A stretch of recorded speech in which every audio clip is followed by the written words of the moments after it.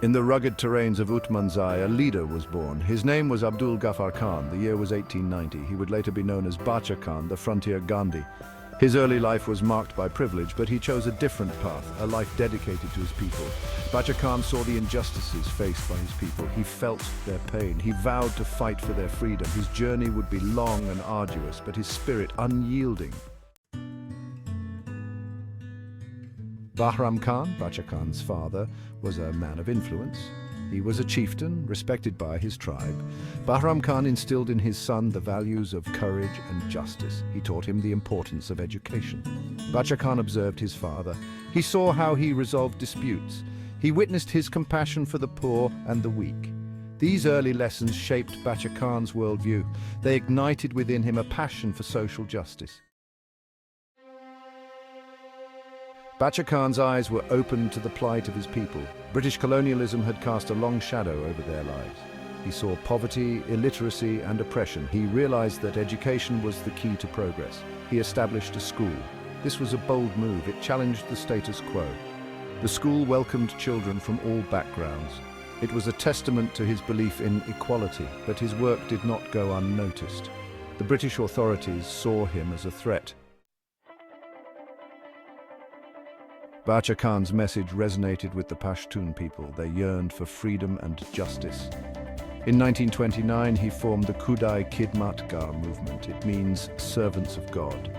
It was a non-violent movement. Men and women joined in droves. They wore red shirts, symbolizing the blood they were ready to sacrifice. They were trained in non-violent resistance. Their discipline was remarkable. They faced imprisonment and brutality, but their spirit remained unbroken. Section 5, A Shared Vision with Gandhi. Bacha Khan's message of non-violence reached distant shores. Mahatma Gandhi, leading India's struggle for independence, saw a kindred spirit. Their paths converged. They shared a common goal: freedom from British rule. Gandhi's philosophy of satyagraha resonated with Bacha Khan. They believed in the power of truth and love. Their bond grew stronger over time. They became symbols of hope for millions. Their movement gained momentum. Section 6, Non-Violent Resistance Against Colonialism. Bacha Khan and his followers organized protests. They held demonstrations. They boycotted British goods. They faced arrest and imprisonment. Bacha Khan himself spent years in British jails. But their spirit remained unyielding. Their commitment to non-violence never wavered. They endured hardships with remarkable resilience. Their sacrifices inspired people across India. The British authorities grew increasingly concerned. Section 7, The Partition and the Dream of Pashtunistan. India's independence came at a price. The country was divided. Pakistan was born. Bacha Khan had opposed the partition. He envisioned a united India. He dreamt of a Pashtunistan, a homeland for the Pashtun people. The partition brought turmoil. Bacha Khan and his followers felt betrayed. They had fought for a united India. Now they were caught in the crossfire. Despite the disappointment, Bacha Khan urged his followers to remain peaceful. Section 8, A Life Dedicated to Pashtun Rights.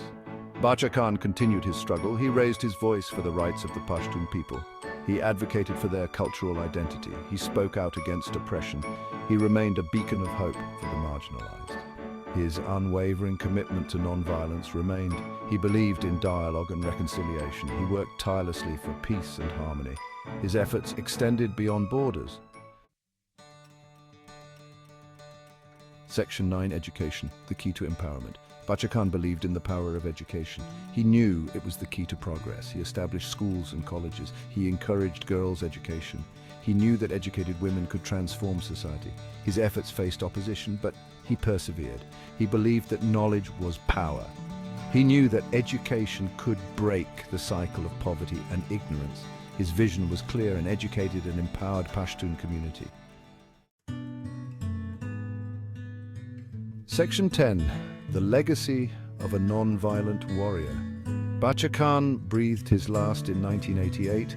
He was 98 years old. He left behind a legacy of peace and non-violence. His message continues to inspire people around the world. He is remembered as a champion of the oppressed. His life was a testament to the power of love and forgiveness. He showed the world that change could be achieved through peaceful means. His teachings remain relevant today. They offer a path to a more just and equitable world. Section 11, a timeless inspiration. Bacha Khan's story is a testament to the power of one man's conviction. He dared to challenge injustice. He chose the path of non-violence. He dedicated his life to the service of others. His legacy continues to inspire. His message is universal. It transcends borders and cultures. It speaks to the inherent goodness in all human beings. It reminds us that we all have a role to play in creating a more peaceful and just world.